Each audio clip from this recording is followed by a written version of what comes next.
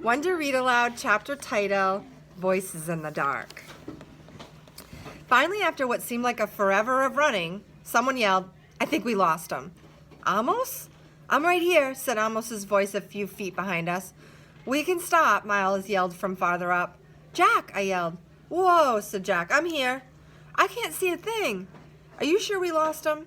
Henry asked, letting go of my arm. That's when I realized that he'd been the one who was pulling me as we ran. "Yeah." "Shh." Thank you. Let's listen. We all got super quiet, listening for footsteps in the dark. All we could hear were the crickets and frogs and our own crazy panting. We were out of breath, stomachs hurting, bodies bent over our knees. "We lost him," said Henry.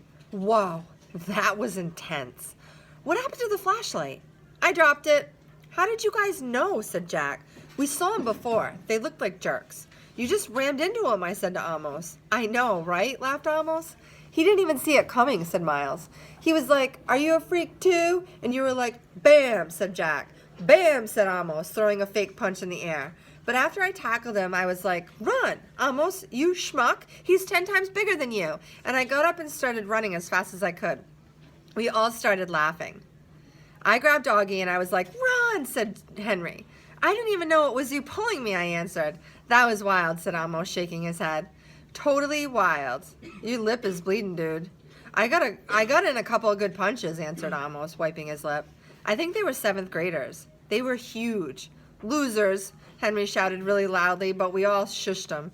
We listened for a second to make sure no one had heard him. "Where the heck are we?" asked Amos. "I can't even see the screen." "I think we're in the cornfields," answered Henry. "Duh, we're in the cornfields," said Miles, pushing a cornstalk at Henry. "Okay, I know exactly where we are," said Amos. "We have to go back in this direction. That'll take us to the other side of the field." "Yo, dudes," said Jack. Hand high in the air. That was really cool of you guys to come back for us. Really cool. Thanks." "No problem," answered Amos, high-fiving Jack. And then Miles and Henry high-fived him too.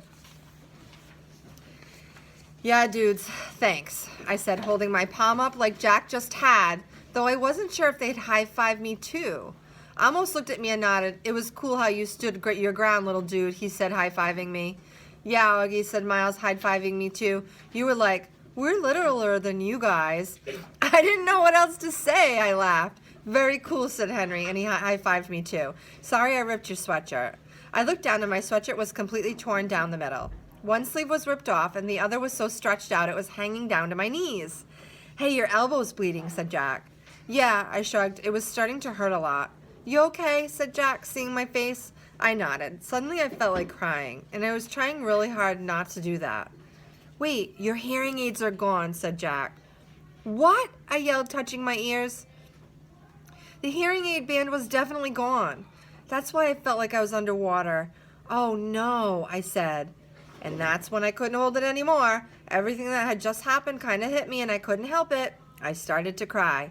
Like big crying. What Mom would call the waterworks. I was so embarrassed I hid my face in my arm, but I couldn't stop the tears from coming.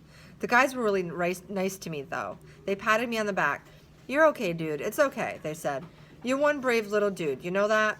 said Amos, putting his arm around my shoulders. And when I kept on crying, he put both his arms around me like my dad would have done and let me cry.